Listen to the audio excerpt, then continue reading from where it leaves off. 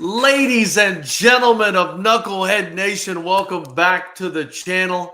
Today I am absolutely honored to be joined by the Fighters Rep Featherweight tournament winner and the Fighters Rep Featherweight champion of the world, David the Death Dealer Marquez, rocking his beautiful Fighters Rep belt right there on Cheers. the screen for you. David, first and foremost, how are you doing, man? How are you doing? First of all, I feel amazing. I was able to capture the Fighters Rep belt, and I feel like it's my home promotion. So, to win it, it just feels like man, it just feels amazing.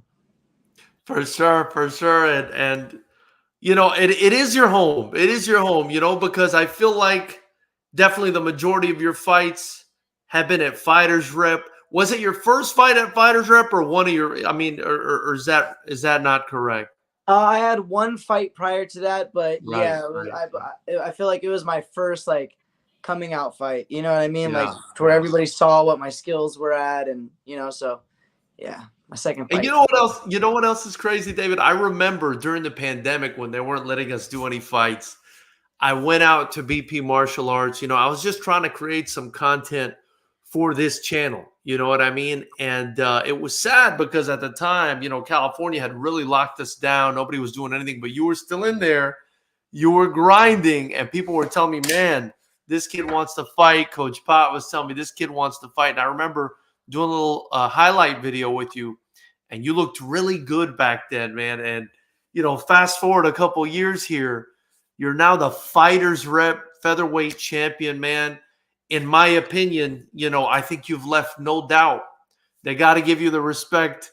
They got to give you the respect now, right? I mean, you're the man. I hope so. I hope so. You're the man. You went through the tournament. You did your thing. You've had at least 4 fights, I want to say, with us. Um, all of them have been wins except for one controversial loss. I think that you had that went to a decision, and you've just you've gone through the tournament against the best guys in the division, and my goodness, what a performance. And here's another thing I want to say, right? And I want you to give me your thoughts on this. Last Saturday at Fighters Rep 20, David Death Dealer Marquez was firing on all cylinders. I mean, that was virtuoso. That was a genius. That was a genius, efficient, brutal performance, man. You gotta walk me through that with all the pressure and with all there was beef between you and Corona and the tournament's on the line and you missed the last one because of injury is like nothing for you. It was like nothing for you. Yeah. Well, the beef was kind of weird. He had his funny reasons about it, and for me, I'm like I said, I'm in it to fight no matter what. So I'm always gonna let my fists do the talking first. I'm a strike first, talk later type of guy. Um, but You certainly did talk later. You yeah. certainly did. But it was nice. It was cool to see that intensity level for an amateur fight, especially for one of mine. I've never had anybody kind of want to I guess take it to like a personal level in the ring or something like that. And I always try to stay cool. However, warriors say, I don't want to go in there hating my opponent or loving my opponent. I kind of just don't care about them at all. I have no feelings for them at all. So going in there, very cool minded. I feel like, I said it was going to be either a win for him or a loss for him with his temper, and I think it kind of worked against him in it. I was able to keep my cool head. And then, like you said, firing on all cylinders. This was What a a performance. David David. Death Dealer Marquez that was just fine tuned. I really took my time to make sure that when I came back with a bang. And like you said, I just wanted to solidify and leave no doubt left that I am, the best at 127 pounds or anywhere near it too. 125, 130. Like they can all get it. I love it. I love it. I love it. David, man, You mentioned coming back with a bang. You mentioned fine-tuned. Listen, man, that was just, brutally efficient. Just ruthless. That was a ruthless, cutthroat, super sharp performance. You didn't even let him out you didn't let anything happen. You didn't even let him out the first round. Yeah. And we were all expecting. I think what happened was we were all expecting this featherweight tournament to come to a head, and we were going to have the same type of war that you had, kind of Mhm. like you had with Ralph in the past, kind of like you had with Nate Hawthorne in the past.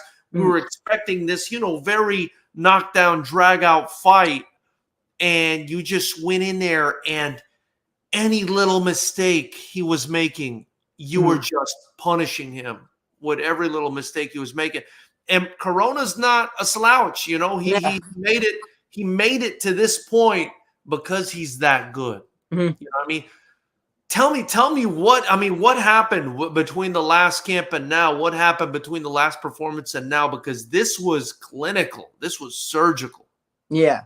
Well, shouts out to one of the main mans that's in the comments right now, Coach Pot. I always say, man, he is one of the guys that always helps me take my game to the next level. But just working with all my coaches over at Buena Park Martial Arts Academy, we were really able to gather a team up together with my head gym, Frere Academy. I was able to have many of the, my grandmaster, even my grandmaster was looking at my footage, telling me things that I can be working on and tightening up. So it was a full team thing from Coach Pot to um, Stephanie Ferrer to one of my good friends, but also an awesome coach, Joshua Fatchman. You guys have had him, the Korean Pitbull. He was in my corner and helping me, help coaching me this fight as well too. And then Francisco Rivera, he's always been a mentor of mine, but he's just helped me with this camp and instilled some nice words of confidence this camp as well. Into he just told me, you're better than thinking too much. Just go out there and just fight your fight, be you. And that's what they're all telling me. You need to just fight the way you fight in the sparring rooms and stuff like that. So all of it came to a head, like you said, and yeah, basically the death dealer wanted to put a nail in the coffin for this one, and that's what it was. Man, I've got so many questions floating around in my head for you. Before we get into it, though, guys, please subscribe to the channel, and be sure to follow the Death Dealer Marquez. Drop them your Instagram handle real quick, David, so they can give you a follow. Yeah, guys, you guys can follow me at death dealer _125. And that's on Instagram. And of course, if you want to sponsor the Death Dealer, if you want to sponsor us, and we'll shoot some towards him, or just sponsor him, reach out to him. If you want to reach out to me, I can facilitate, help these fighters out. And anything you drop in the super chat, of course, we'll split the profit with the Death Dealer. Man, David, you mentioned his temper, how angry he was. He's, Mariano just seems like the kind of guy that's got to get himself up for a fight somehow. And maybe that's just the way he psychs himself up for the fight. He's got to find something he doesn't like in his opponent and kind of focus on it. I noticed in the fight, he was bringing a lot of bravado, being very macho, hitting his chest and doing things like that when you were teeping him and push kicking and doing everything else. Do you think it worked against him? Now looking in hindsight, do you think it worked against him? Because to me, you seemed a bit angry, but not an unhealthy angry. You seemed locked. You seemed locked in. You were like the Terminator in there, man. Yeah. I like I said, yeah, I definitely felt like it worked against them. I felt like everything that I was doing kind of got underneath his skin, and thanks for being collaborators so much on the Instagram post as well too. I felt like just the more he saw of me, the more that and he already likes to hate his opponent, but I just felt like the more he saw of me, the more the guy that he hated was in his face, and he was looking at every single thing he did. And I don't really care to look at any of my opponent's footage and stuff like that, but I just wanted to put it all out there. I wanted to let him see everything that I was doing, every kick that I practiced, every punch that I practiced. I just wanted him to just hate every bit of me. So when we got in there, he just was just overloaded with just anger and emotion. And Yeah, I feel like it got the better of him. But that doesn't mean that if he went in there with a cool head, it would have ended any other way. I feel like 10 out of 10 times I go in there and I beat Mariano Corona with the solidification of style and skill that I did, just like that every single time. Yeah, yeah. Well, I mean, you were so cool. You were so calm. I noticed you were always very defensively sound. Mhm. Nothing was getting to you, man. Nothing got to you at all. And He did get me with a couple like flurry shots in the very, very, very, very beginning of the fight. But like I say to everybody, I just start slow, and that's just kind of me like yeah, absorbing in like whether it's how fast they are, their aggressions level, or anything. I'm just a very big reader and responsive person. So as soon as I get that knowledge or whatever I need in the level that I need to level up to, it'll respond quickly. right. What I meant though was he didn't get to you was not so much physically. Obviously, Mhm. he landed a few punches. Mhm. It's kind of like Mayweather says, in swimming you're going to get wet, and boxing you're going to get hit, right? Yeah, But what I most meant definitely. was just mentally. It just Yeah. nothing seemed to phase you at all. And again, we're talking about you missing out on the potential to fight for this title at the last fight, which could have, that could have brought somebody's, aura down. You could have really seen that as a negative thing, and that could have brought you down a bit. Didn't affect you at all. The fact that he had beef with you and said he didn't like your energy at weigh-ins and this and that, that could have gotten to you as well. If anything, I mean, because we couldn't notice, right, based on your Yeah. performance. Did Yeah. he get to you at all? Did any of this bother you at all? Because you were like ice cold in there, man. Hmm. Um, I and it's not to knock him, it's not to sound cocky at all, but no. I'm a goofy motherfucker. I'm like happy and like, Yeah. hey, and cheers. I am gonna crack open a Let's, beer right now, so let's cheers to go. everybody that's Let's go. watching and cheers to you. So yeah, no, I'm Modelo time, fool. yeah, it's Modelo time. I Hey man, love the it. I champ love deserves a beer. He's thirsty. it. He worked hard, you know what I mean? Yeah, yeah, But yeah. no, it didn't really get to me because like I said, I'm a goofy guy, I'm a weird guy, but deep down inside, I'm a barbarian, I'm a savage. I'm a death dealer, like I'm a pirate. I want to take your gold, I want to ravage, everything you have. Like when it comes to the fight, I'm brutal. Like when it comes to war and blood in the air, like that's that's what gets me excited. I'm happy for that stuff, so as angry as you want to get or as brutal as you want to make it, I'm ready to take it there.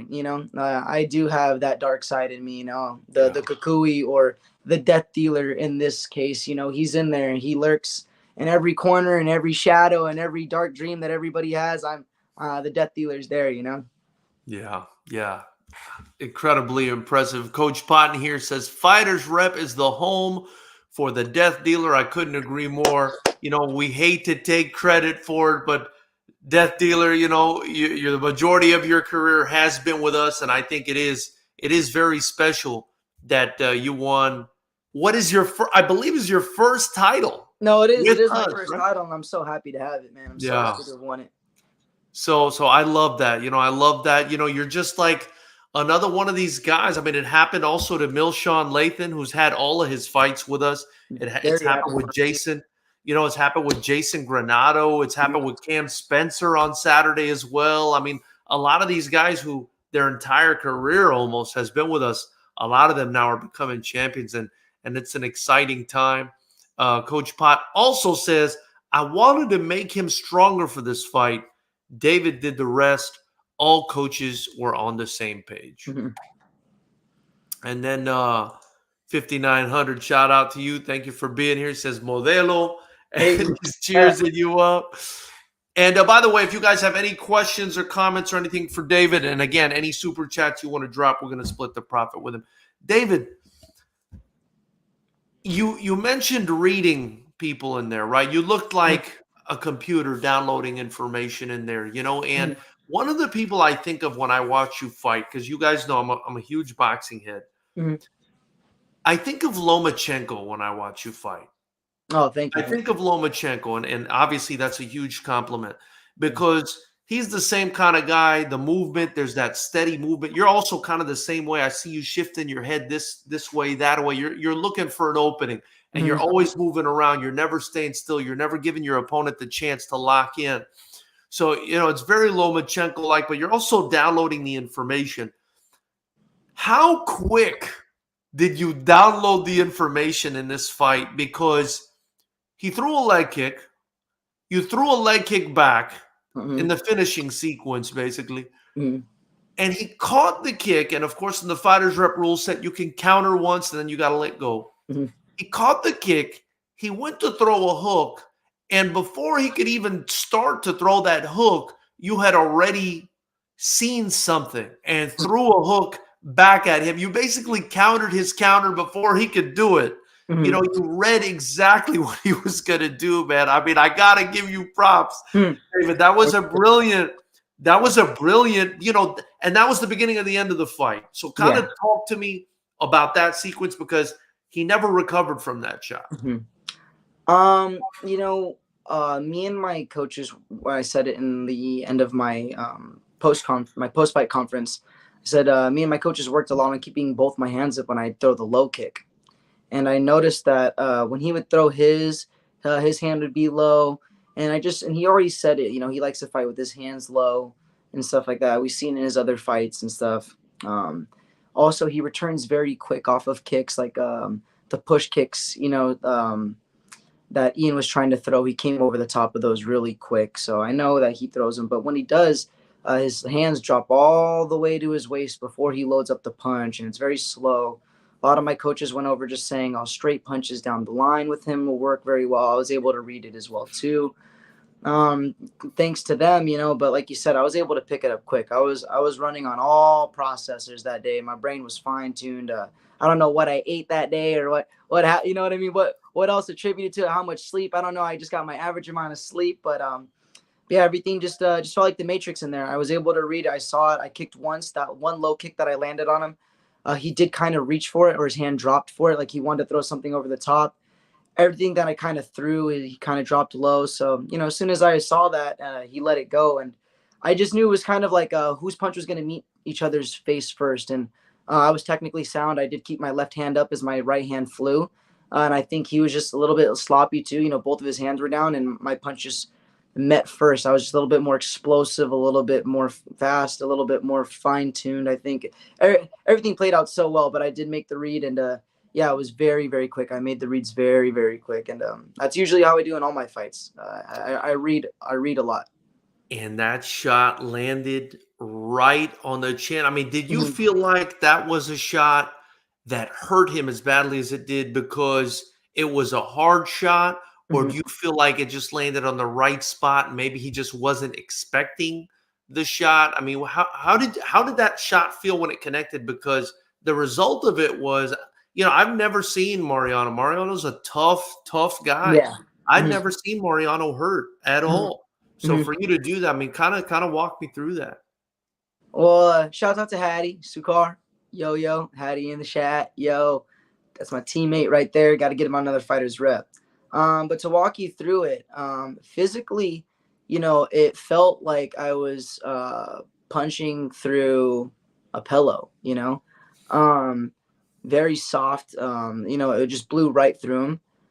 But that's kind of when you know that the punches kind of like, land very flush, or not flush, but there's just no give, that he wasn't prepared for it. Yeah. That he wasn't seeing it coming, like you were saying. So all those things played out to it just on the connection of it all. It just didn't feel like anything. It just felt like it just went right through him, like I would like to say like a hot knife cutting right through butter. It would just cut right through his chin. But that was a statement. Another thing that I wanted to make, like I said, I wanted to put a nail in the coffin on this one. There's a lot of things saying. I heard your guys' interview with him as well too. You said that you've never seen anybody out tough him and stuff like that. And like I said, I just want to get my respect in a lot of different terms. A lot of people, like I'm goofy, I am skillful, I have good footwork, and but I just want to show everybody that when I want to pack a punch too, I can. Like I can knock people out, and it's not just luck. I can go in there and I can just say, hey, if I want to shut your lights out, if I want to be a bully, if I want to do it, I can go out there and do it. And people got to keep an eye on these lighter weight divisions because we have the power and we have the skill set to get it done too. So we bang. Absolutely. Now, but did when you landed that punch, when it landed, did you feel like, oh, I got him, like it's a wrap, Um, or I knew it landed. I just didn't know how flush it landed. But then, like I said, I had to kind of do like a second take thought, like, oh, I didn't feel it pound. And I was like, oh, but like I said, the ones that you don't see, the ones when you snap their boom, their head snaps all the way around and stuff like that.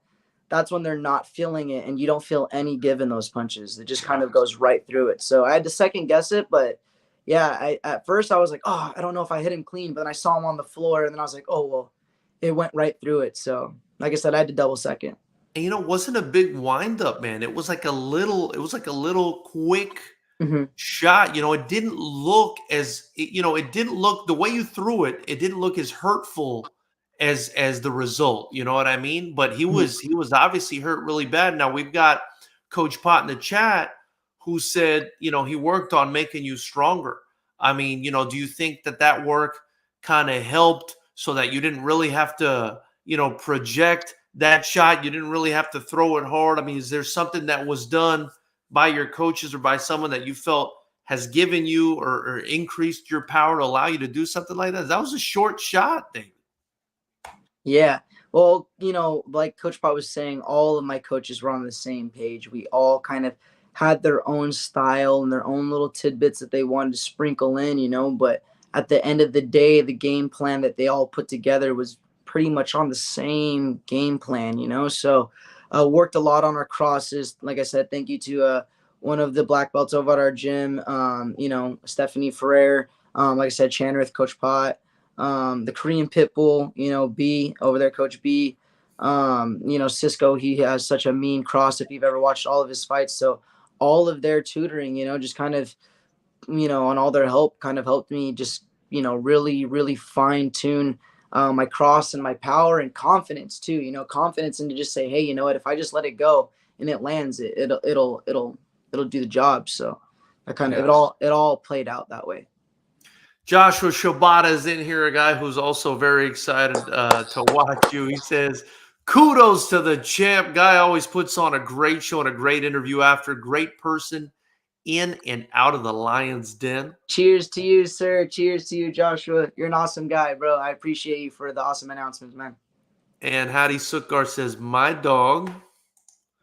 And Coach Potts says his hips and punch moved at the same time. So, obviously that's going to generate a lot of power. That kind of reminds me of the baseball swing, Hmm. David. They always want you to kind of start with your hips instead of starting with your arms. And I think you've definitely figured out the way your body needs to move, what needs to go where to, Yeah. to generate power to end this fight. Now, you dropped him. He got back up. If I'm being honest with you, I mean, even to me, I was sitting there ringside. He looked compromised. I was like, wow, like we're not even, halfway through this first round. David might end this right here. But, a few fights earlier, I saw someone get hit in the first round and kind of his opponent survived and went to 3 rounds. What was your thought process when you heard him, because it looked to me like you were being aggressive, but very smart, right? You didn't want to get caught by maybe anything coming back. I don't know. Kind of let me know what your thoughts were, because you did get the finish. You did walk him down and finish him, Yeah. but it was smart. It was smart aggression. Yeah. I never count my fighters or my opponents out, you know what I mean? And I always say I have it tattooed on my arm, I respect everybody, but I fear nobody, so I gave him the respect of, he got back up, and he took a deep breath, he settled himself, and even now, even after I knocked him out, I still think he's a tough guy. I still think he's a good fighter, and I still think that he can come back and he can be a solid fighter again too, but yeah, I just expected him to, if he made the count, I expected him to come back, but with something in the tank. I didn't expect him to be all the way out. I see that there's a dog in him too, like Yeah. I said, he did get back up after that first drop. But yeah, like you said, I wanted to be smart and I wanted to be calculated. Like I said, I just wanted to show everybody that I have all the tools. I have the power, I have the speed, I have the get it and go if I want to put my foot on the gas, and I also wanted to show everybody that I guess kind of have the I guess I'm seasoned in a way. I want to let everybody know that I'm not going to just jump on the gun because I feel it's an easy. Like I know when to go. I wanted to be Man, smart about it. I just wanted everybody to know that I have a good IQ as well in there. I mean, that sharpshooter tattoo. I mean, Yeah. you are an assassin, bro. You got the hat on right now. You're all in black. You got the belt strapped to you. I mean, you are just an ice cold, ruthless killer in there. I Yes. mean, it was so deliberate. It was so intelligent. It was so efficient. It was so brutal. What a performance! For me, it was the performance of the night. Of course, the knockout of the night for me was Milshawn. I mean, he Yeah. really did not allow anything to get going, 30 and seconds or something like that. it, Like, man. it was less than 25. But in that fight, we didn't really get to see much. It ended so quickly. This sport is such a brutal sport. But with yours, there was the performance was just so impeccable, and you had an opponent in front of you trying. He was trying. He was trying. Yes. It's not like he was making horrible mistakes or anything, but it was just you were able to really pick him apart and figure him out right on the fly.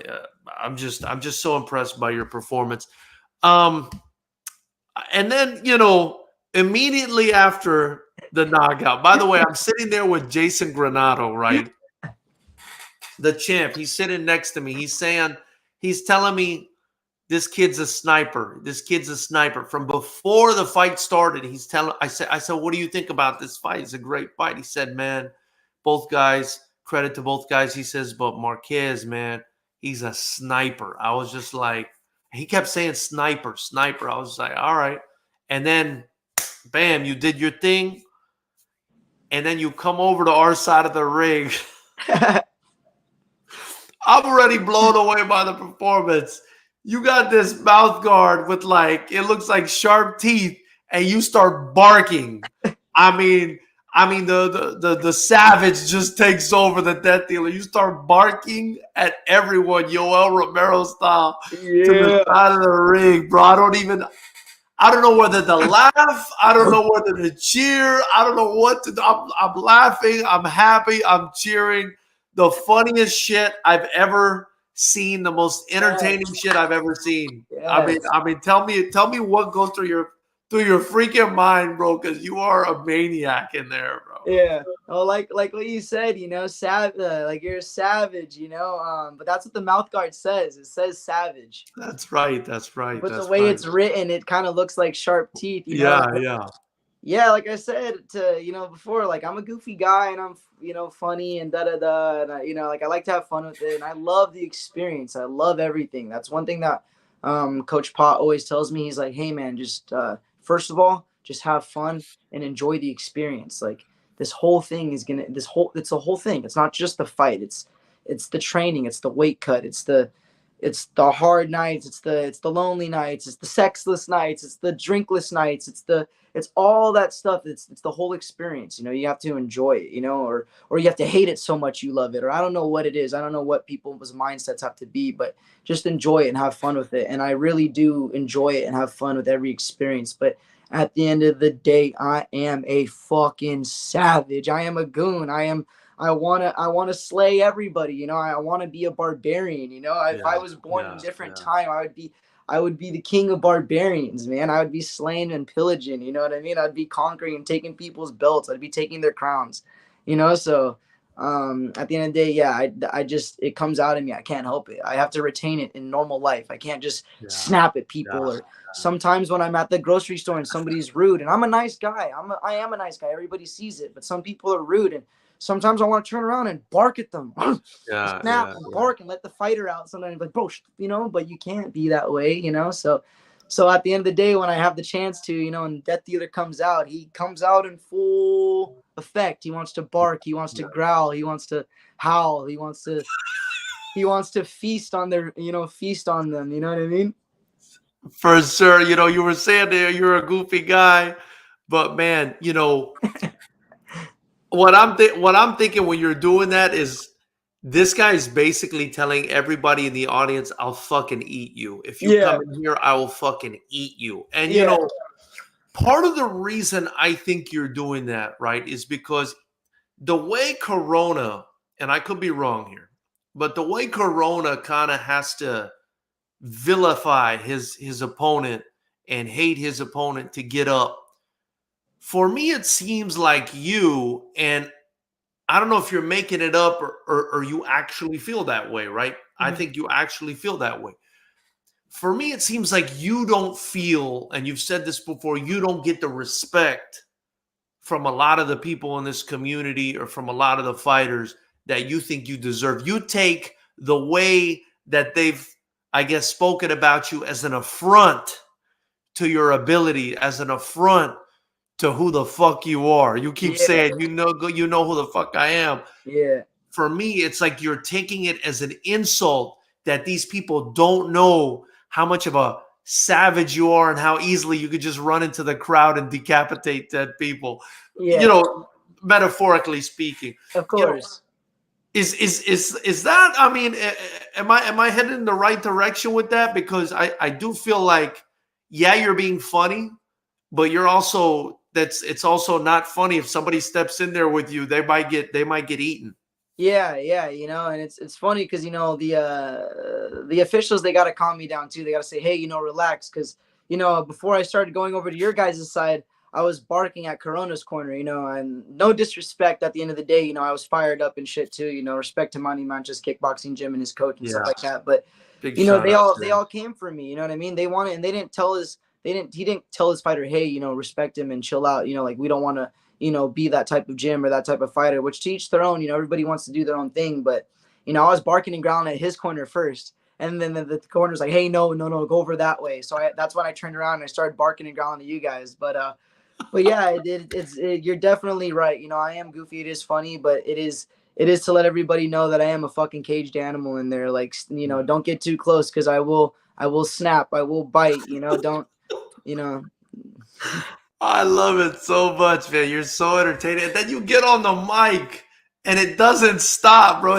You're the gift that just keeps on giving. You get on the mic it's holiday and season, baby. It's and holiday and season. and Joshua asks you about bad blood, and you say the only blood we need to talk about is his blood left in here right in this ring. And I mean, you certainly have Yeah. a way with the words. What a witty comeback. You brutal savage. You're saying, now he knows who the F you are, and everybody's gonna know who you are, and this and that.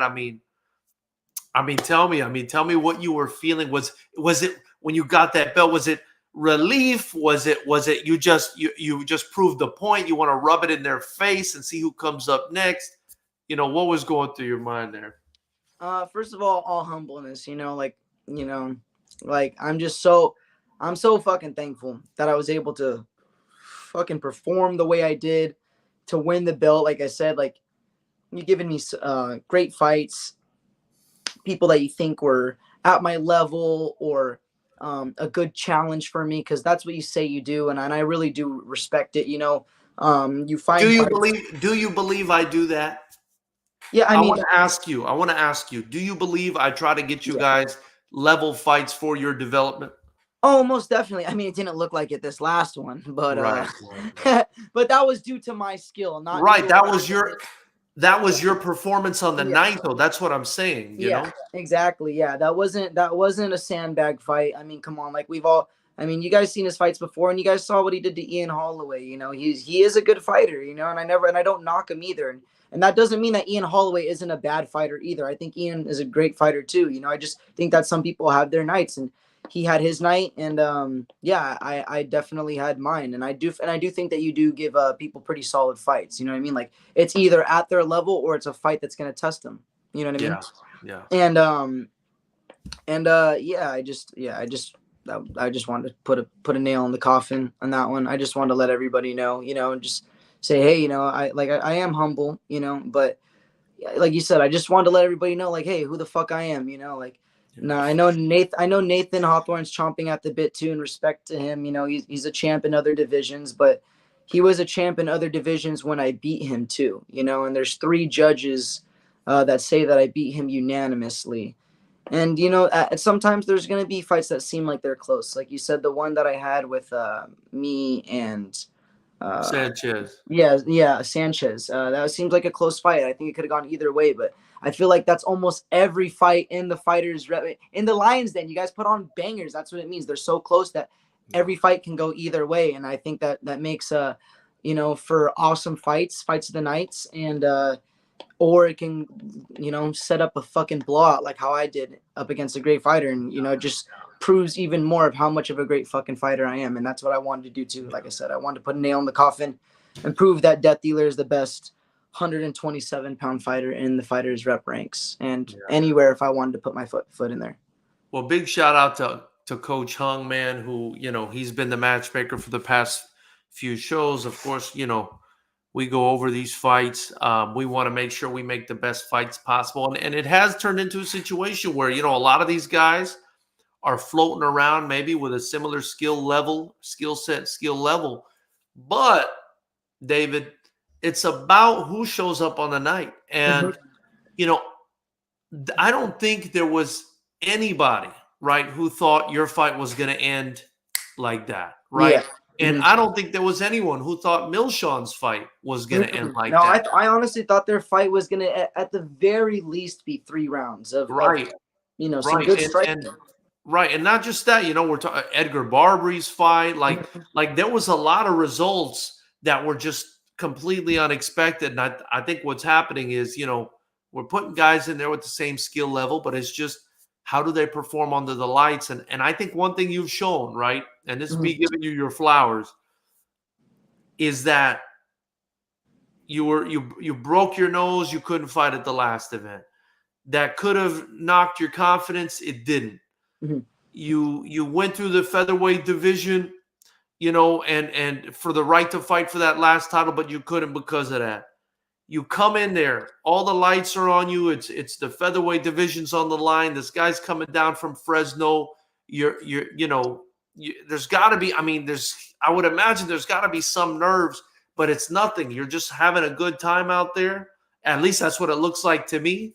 And you're just eating the pressure for breakfast, man. You're eating the pressure. Whatever you were chomping at after that fight, that must have been the pressure, because that's like nothing for you, man. Yeah. And I think the more, and you just have that natural ability to just really perform.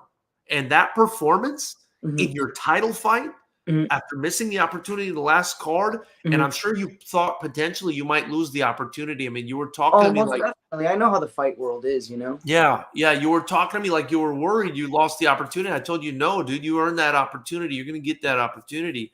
But that pressure, you drank it like a Modelo. It was like nothing for you, man. It was like nothing for you, And I got to give you props for that, man. That was just, that performance with all that stuff on the line was just very few. Let me tell you, it's very few times I've seen something like that in the Lions Den. So shout out to you and your team, man. Thank you, sir. Yeah. You mentioned Nathan Hawthorne. You guys had a hell of a fight at Fighters Rep 18. It was a hell of a fight. You came away with the decision win to advance in the tournament. He's since then fought Ian Holloway. He won a decision over Holloway. So, to me, assuming he's available and you're available in March, he's looking like the guy. What are your thoughts on this fight? What do you think about this fight? Well, I'll fight anybody. I always want to just say that right off the bat. I'll fight anybody. I never want to turn a fight down. I always want to say, yo, let's get it. My team, on the other hand, they just kind of look at it as kind of like a waste of time. Not saying that he's not a great fighter, but we're amateurs. I understand a 2-fight, a 3-fight back and forth for a title if he was already a champion and stuff like that of this division. Or maybe if we were doing it for an IKF bonus on top of this one too, but to face him again after, and like I said, it seemed close visually, but on the scorecards, like I said, I got 3 judges who said that I beat him unanimously. It went my way all 3 rounds. So It does. It could seem like a waste of time, but at the end of the day, I'm a, I'm a showman. I want to give the people what they want. So if they want to see me beat Nathan's ass again, for 5 rounds, or possibly, when I come in on all cylinders, firing the way they did, and possibly finish them real quick the way I did Corona, and just to once again just put my stamp on this belt and let everybody know who I am. I'll do it again. With Yeah. whatever people really want. Yeah. Yeah. Well, we'll talk about it and we'll see, what transpires. In my opinion, what the people want. I mean, I definitely think I that would definitely do be, too. I definitely yeah. do too. I Yeah. think I think it's the fight that people are gonna want. As in terms of our division, it is small. It's not really that big. There's, Yeah. uh, you know, I'm really the only big fish right now. As in terms of like, Yeah. there are some other people. TiVo, he's got 2 of my belts that he illegally kicked me in the face for. So I'm always gonna want those back and shit. But I'm the big fish right now. So at the end of the day, it's whoever wants to come for my belt, and if they think they can take it from me, I'm just gonna stomp them out. Yeah. That's what I said at the end of my fight. I want to fuck everybody up. So I was gonna say, TiVo's out there, Ralph is out there as well. yeah, Maybe it would be cool to have them fight each other for an opportunity to fight you in the future as well. I mean, there's some options, and I like all those options. And I'm excited, man. I'm excited about the future for you. I'm I'm Listen, I'm I'm super excited because I mean my history with all these guys in the division, and what it's boiling up to be. I mean, guys, if you are already not fans to Fighters Rep, subscribe, follow them, like them. I mean, man, and like I said, this division is not just small guys slapping each other. I knock people out, I finish them, and I put on shows. So, like I said, whoever you guys want me to see do that next to, I'll do it to whoever. I was gonna say too, you now have a finish via punches because Mhm. that was a punch that ended that fight, and then a flurry of punches that ended the fight.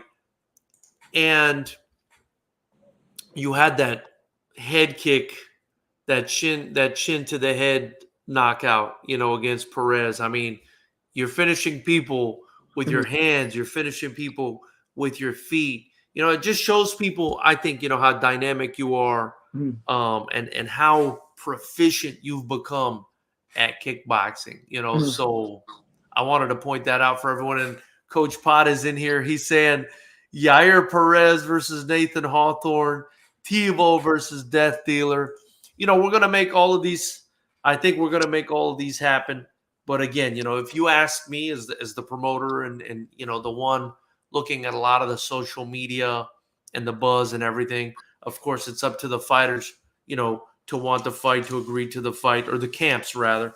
But I definitely think the buzz, it's already a buzz. It's Yeah, already a almost. buzz. Yeah, exactly. Everybody wants it already. Everybody's already hitting us up on social media, Hawthorne versus Death Dealer.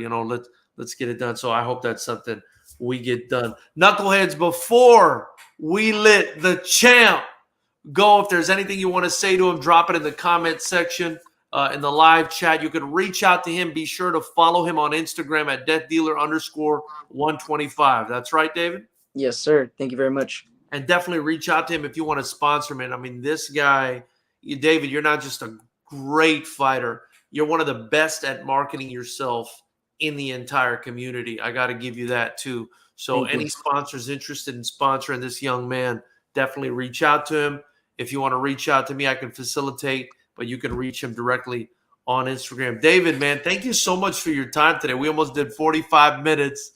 I'm sorry to take you away from whatever you were doing. Is there anything you want to say? Is there anyone you want to shout out? The floor is yours, brother. As always, shouts out to all my teams, Buena Park Martial Arts Academy, NHC Striking, Beehive Fight Club, West Coast Muay Thai Fight Club, Fight Development, and just all my teammates there, all my coaches there, like I said, Coach B, Stephanie Ferrer, Cisco Rivera, Coach Pot, all my teammates everywhere, like they've just all attributed to just making me the fighter that I was that night, and I'm going to continue to be that fighter. So let's keep that going. Shouts out to Fighters Rep and you, sir. Big man Thank you, George bro. over there, Fighters Rep Fez. You were the one who gives me all my fights and stuff like that. Whether you're the matchmaker or not, you're the head honcho there. You're the one who signs it off, I'm sure. So thank you for keeping me active and man, I mean, helping me get my way to the championship. Shout out to all the fans that always watch it because, like I always say, I can be doing this in the street for free. I can fight for free. I can go to a bar and get drunk and go fight some random bum. And who cares, But to do it in front of fans and for people who really appreciate the sport and the art of fighting and stuff like that, I really appreciate you guys because it just it makes me feel good to fight for people who actually really want to watch it. Shout out to my family and my mom. Without them, I don't want to have a big support system or the great genes that I do to beat the shit out of people how I do. And then final one, shouts out to my one and only sponsor. I'm not wearing this shit right now, but shouts out to Contenders Clothing Company, guys. They always fucking take care of me. They always give me briefs, t-shirts, just anything I need throughout training. So shouts out to them. Shouts out to good vibes, man. Just be a good human being. Don't talk shit. You know what I mean? Or else, you might run into a bad motherfucker who might clip your ass, For sure, for sure. Well, ladies and gentlemen, thank you so much for joining us. And again, be sure to subscribe and follow the Death Dealer on Instagram, _125. I appreciate you, champ. Enjoy the rest of your night and enjoy that beautiful shiny belt, brother. Hey. Looking good, man. Thank you for your time, bro.